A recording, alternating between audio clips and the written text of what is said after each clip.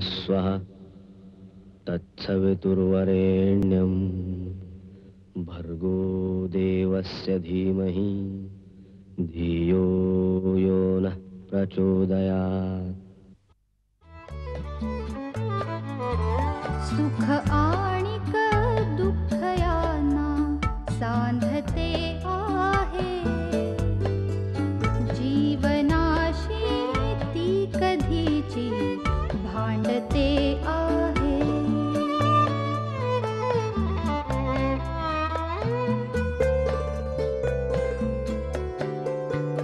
दोन डोळ्यांनी मुक्याने बोलताना ती वेगळे काहीतरी बघ सांगते आहे।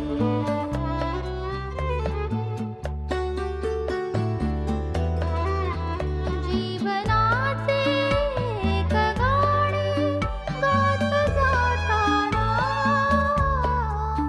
वेगळीशी चाल त्याची बांधते आहे। जीवनासाठी जणू ही अकस्मिता, सुखाणिक दुःख वेडी अवंतिका।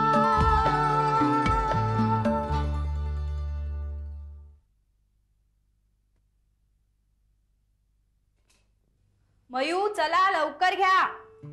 हो हो आले आले। आणि तो डबा ठेवलाय तो घ्यायला विसरू नकोस। काय दिलंस डब्यात? काय ग काय ग? काय रडत रडत बोलायची सवय लागली? नीट बोलत जा। बाबा तुला तुझ्या डब्यामध्ये कोणी करटोल्यात आणि पडवळाची भाजी दिली तर तू कसा बोलशील? तुझ्या डब्यात कुठली भाजी आहे? करटोल्याची। मयू तुला कुठलीही भाजी दिली ना तरी तुझी अशीच कुरकुर असते। एक तो बटाटा सोडला तर तुला दुसरं काही आवडत नाही। तू बटाटाच दे ना। उद्या देईन ना। मला आज काहीतरी वेगळं दे डब्यामध्ये। ए बाबा सांग ना रे हिला। मयू बुक्समध्ये वाचतेस ना नेहमी की शरीरासाठी प्रोटीन्स हवे असतात, व्हिटॅमिन्स हवे असतात। डबा नाही दिला तर कसे मिळणार आहेत ते? मला नकोय प्रोटीन आणि विटामिन्स। मी ऑलरेडी खूप फिट आहे। ए आई तू मला वेगळं काहीतरी देणार आहेस की नाही डब्यामध्ये? मयू आज हेच घेऊन जा, मी तुला उद्या बटाट्याची भाजी देईन। नको मला हे पण। मयू काय पद्धत झाली? अन्नाचा अपमान करतात का असा? आईने एवढं प्रेमानं करून दिलं ना तुला, हेच घेऊन द्यायचं आज? नको मी काय करणार आहे? मग जा उपाशी जा। ठीक आहे उपाशीच राहीन, तू नेहमी मला रागवतो।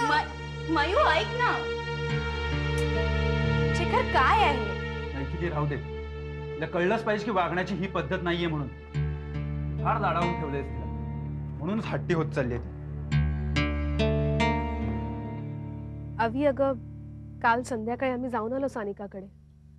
तिथे गेलो आणि काय बोलायचं काय कळलंच नाही अजिबात। किती हॉरिबल ना, म्हणजे कोणी कल्पना सुद्धा केली नसेल की असं होईल म्हणून। सानिका तर बिचारी अगदी कोसळली आहे। हल्ली हल्ली खूप बदलल्या होत्या ग त्या, म्हणजे पूर्वी जसा त्रास द्यायच्या ना, हल्ली खूप मदत करायच्या सानिकाला। तनूला तर त्याच सांभाळायच्या पूर्ण वेळ। बस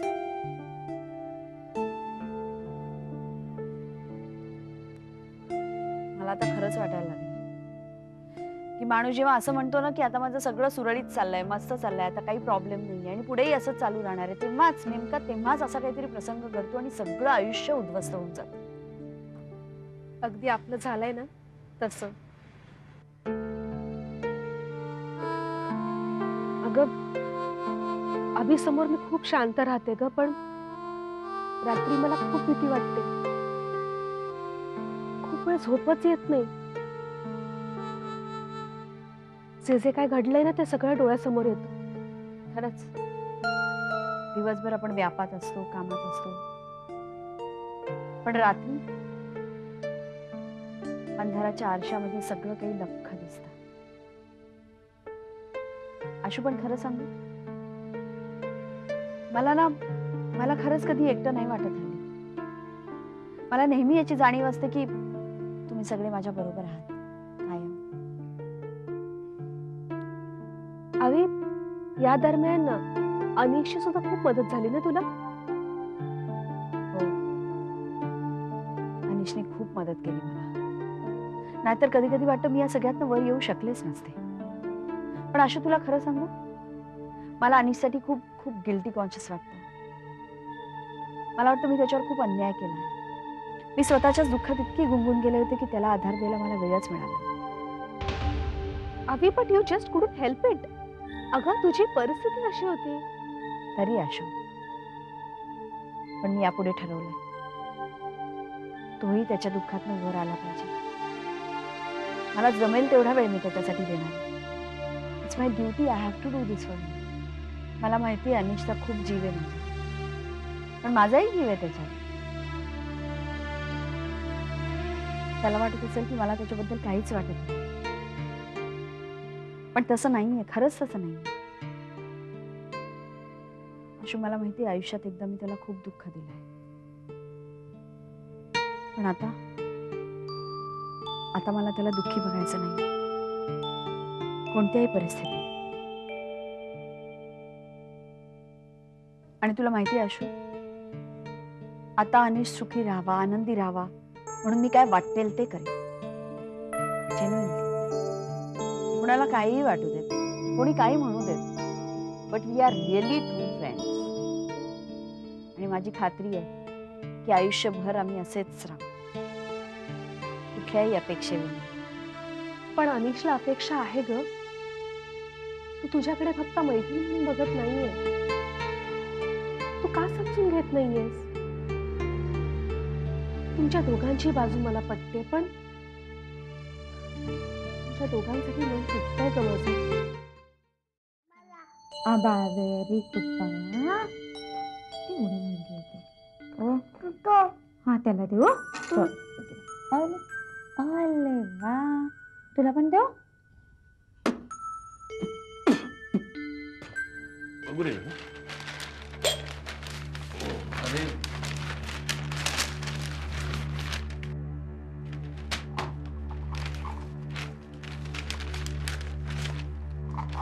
काय ग, चहा टाकतेस काय? नाही. चहा बरोबर थोडस खायला कर की, भूक लागली. अच्छा.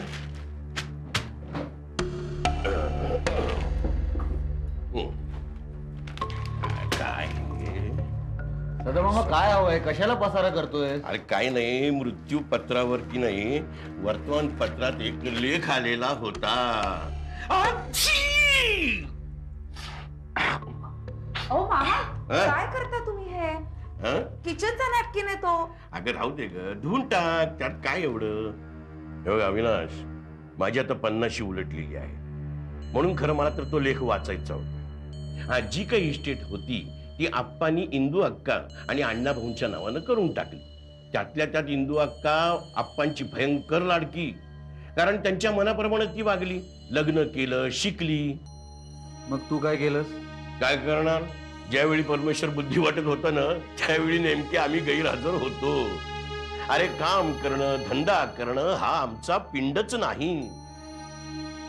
सदामामा, आईने आम्हाला सांगितलंय तुझ्याबद्दल. म्हणजे काय, इंदूने काय माझी बदनामी केली का काय? नाही, बदनामी नाही, खरं काय तेच सांगितलंय की तू कसा घर सोडून निघून गेला होतास, मध्ये संन्यास काय घेतलास, मग लग्न करून परत घरी काय आलास, 4 मुलं झाली तरी तू नोकरी केली नाहीस, काही कामधंदा केला नाहीस, आप्पा आजोबांनीच तुमच्या सगळ्या कुटुंबाचा खर्च केला, सगळं सांगितलं आहे. हो केला, मग त्यात काय बिघडलं? मी कुठे काय बोललो मग? महत्वाचं म्हणजे काय, हे सगळं इंदूमुळे घडलेलं आहे. इंदूनीच आप्पांना सांगितलं होतं की कधीही गरज लागली तरी वेळोवेळी माझ्याकडे पैसे मागत चल, संकोच करू नकोस. ऐका, संकोच काय झालं? काय नाही.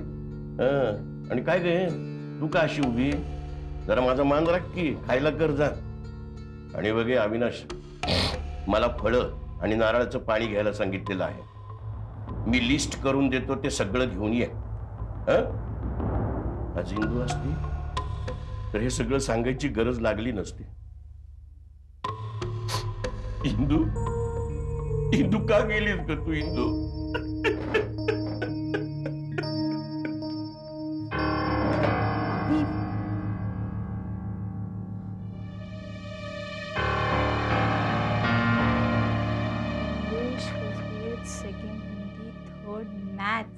हा मयू, कालचे मॅथ्सचे सगळे सम्स केलेत का तू पूर्ण?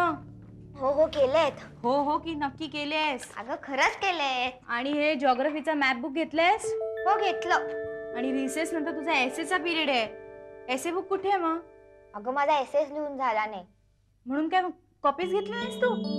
हो, एसे नाही लिहिला हे ऐकल्यावर मॅम खूप ओरडतात. पण आपण मॅमला सांगितलं मी एसे लिहिलाय पण बुक आणायला विसरले. ते अजिबात ओरडत नाही, कमी ओरडतात जरा. वा, हुशार आहेस. थँक्यू. ए, मी काय कौतुक करत नाहीये. आणि कालपासून तू मला सांगतेस की मी हिस्ट्रीचे आन्सर्स लिहिते आणि अजून लिहिलेले नाहीयेस. ग्रामरला तर तू हातच लावत नाहीस. आई प्लीज ग. मयू, मी नसताना आधी तू एकटी अभ्यास करायचीस ना. तू करायची. मग आता काय झालंय? अगं आधी मला अभ्यास करण्याचा दुसरा काही उद्योगच नव्हता. बघावं त्या मी आपली एकटी. पण मयू, आता मी आलीये तर तू जास्त मन लावून अभ्यास करायला हवास की नाही? मी बाबाला काय सांगू? बाबा तर कालच म्हणत होता काय? हेच की तुझ्या आईने तुला खूप लाडावून ठेवलंय. मयू, खाण्यापिण्याचे लाड ठीक आहेत, पण अभ्यासाचे लाड माझ्याकडे अजिबात चालणार नाही. अभ्यास हा वेळच्या वेळेवर व्हायलाच हवा. शाळेत मिळालेला होमवर्क आणि मी दिलेला homework is compulsory for you. आणि तू ती काय बॅग लावत बसलीयस? माझ्याकडे बघ, मी बोलतेय ना. मी लाड करते म्हणून तू काहीही करणार आहेस आणि काहीही बोलणार आहेस का? आणि हा जो तू काय प्रकार केलायस ना, एसे लिहिला नाहीयेस आणि शाळेत जाऊन सांगणार आहेस की एसे लिहिलाय, हे मला अजिबात आवडलेलं नाहीये. खोटं बोलणं चांगलं नाहीये मयू. आई प्लीज, तुम्हाला टिपिकल आयनसारखं लेक्चर नको देऊस.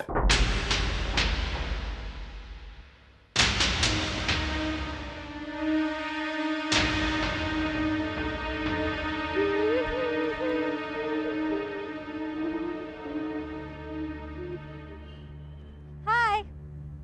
हाय. हे तुला रडायला काय झालं? रडतंय कोण? मग तुझे डोळे असे का दिसतायत, कांदा चिरल्यासारखे? तुला माहितीये का, कांदा चिरल्यावर डोळ्यातून खूप पाणी येतं. माहितीये मला. ऍक्च्युली आय नो तुला काय झालं. तुला स्टेप मदर आहे ना? तुला कोणी सांगितलं? मला माहितीये, माझ्या मम्मीला सुद्धा माहितीये. ये खरं सांग, तुझ्या स्टेप मदरने तुला काय केलं? भाजलं का डाग दिला? What rubbish. माझी आई अजिबात अशी नाहीये बरं का. माझी आई खूप चांगली आहे. आज पण ती मला रागवली ते फक्त अभ्यासावरून. ही फक्त स्टार्ट आहे. आता ती तुला फक्त अभ्यासावरनं रागवतीये. नंतर वेगवेगळी कारणं काढून ती तुला मारेल, रागवेल. अगदी सिंड्रेला मधल्या स्टेप मदर सारखी. तुला कोणी सांगितलंय सगळं? मी फिल्म मध्ये बघते की. त्या एका फिल्म मध्ये तर त्या स्टेप मदरनी त्या मुलीचे केसच कापून टाकले. You know these step mothers are so bad. नाही, माझी आई अशी कधीच वागणार नाही. तुझ्यात जीव गुंतला, कळेल का कधी तुला? कळेल.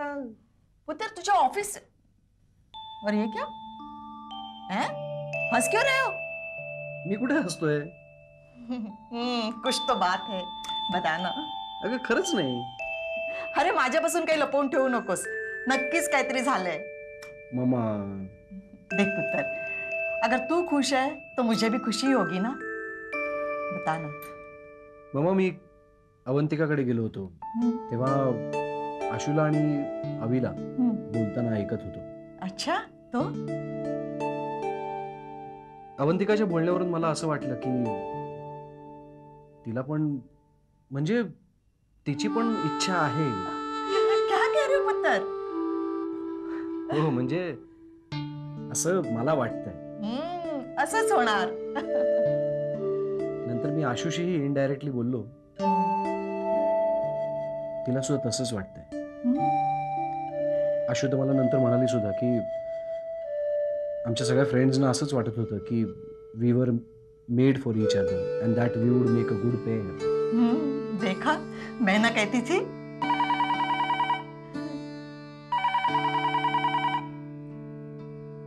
हॅलो. हा पप्पा. हो, निघालोय मी. हा, निघालोय. Okay, bye. लेट झालंय.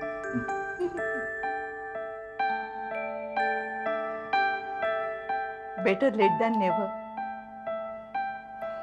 वाहेगुरु, तेरा लाख लाख शुक्र है।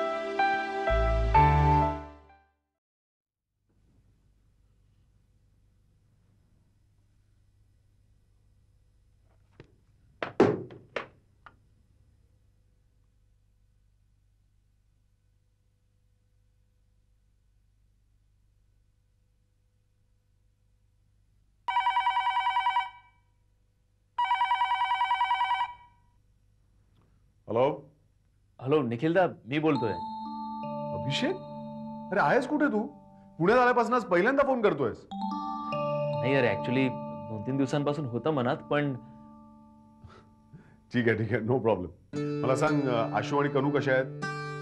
First class. आणि तू राहतोयस कुठे रे? अभि, मला एक कळत नाहीये, माझं घर असताना तू दुसरीकडे राहतोयस कशाला? मी काय इतका परका वाटतो तुला? नाही रे निखिलदा, तसं नाहीये. अरे मी काय म्हणतो, कुठे दुसरीकडे सोय होईपर्यंत तरी तू. निखिलदा, you really don't worry, we are pretty much comfortable here यार. आय नो, तू काय माझं ऐकणार नाहीयेस. बरं मला सांग, तुझ्या बिझनेसचं काय झालं? चाललेत प्रयत्न, बघू होईल काहीतरी. हे बघ अभि, तुला कुठल्याही प्रकारची मदत लागली ना तर मला सांग, मी आहे. हा नक्की निखिलदा. इनफॅक्ट अरे, मी एका बँकेत लोनसाठी अप्लाय केलं होतं, पण तिथे त्यांना एक गॅरेंटर हवंय. मी आहे ना, मी राहीन गॅरेंटर. खरंच निखिलदा? बरं आहेस ना तू? खरंच म्हणून काय विचारतोयस? ऑफकोर्स अभि. हे बघ, आपण असं करूया, एकदा प्रत्यक्ष भेटूया आणि डिटेल मध्ये बोलूया. ओके? चालेल. हा, आणि हे बघा, कुठलीही सबब चालणार नाहीये मला. काय? येईल मी संडेला, त्यानिमित्ताने मावशी आणि काकांची भेट होईल. थँक्स निखिलदा, थँक्यू सो मच. संडेला भेटू. ओके ओके, चल बाय, टेक केअर.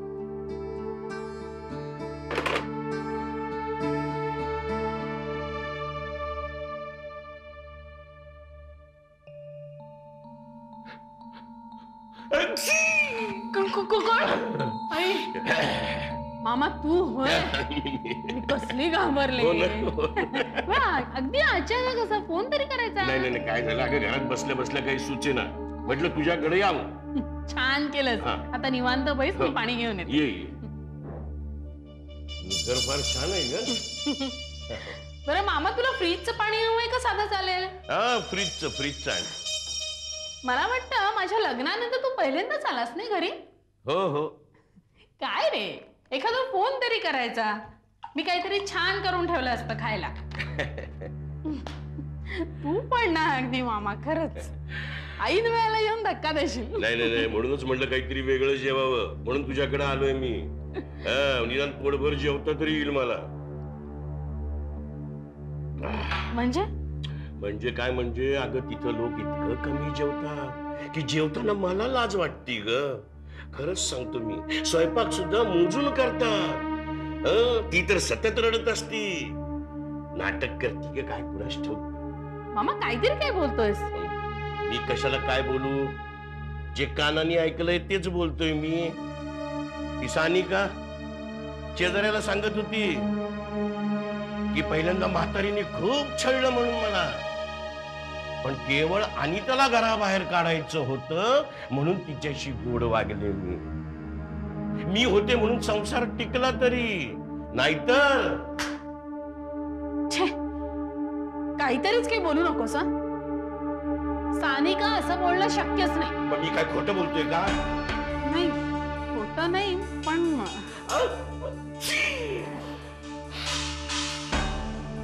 त्यांचं बोलणं मला अजिबात ऐकत नव्हतं, पण मी काही बोललो नाहीये. अनिता, तू फार घोळसट आहेस ग. अगं ती दोघं तुझ्याशी गोड बोलून तुझ्या तोंडाला पानं पुसायचा विचार करतायत. हे बघ, तुझ्यावर 3-3 मुलांची जबाबदारी, मग त्यांचा केवढा मोठा खर्च. हो ना, आणि परत आता ह्यांच्या काकांच्या ऑपरेशनचा खर्च. हे जाता येता तिथेच असतात, त्यामुळे त्यांच्या औषधांचा खर्च सुद्धा यांनाच उचलावा लागतो. तेच तर म्हणतोय मी. मला काही इलाज आहे का पण? वा वा वा वा, तू बावळट तर बावळटच राहिलीस अनिता. मामा मामा, हे बघ, भावनेच्या आहारी जाऊन व्यवहार चुकवून चालणार नाही. म्हणजे इंदूची म्हणजे तुझ्या आईची खूप मोठी इस्टेट आहे. कदाचित तुला ती माहितीही नसेल. कसं कळणार ना, बिल तर गहाळ झालंय. देव जाणे, गहाळ झालंय का गहाळ केलंय. सदा मामा, माझा आपला तसा तर्क आहे. कारण आजकाल कुणावरही विश्वास ठेवता कामा नये.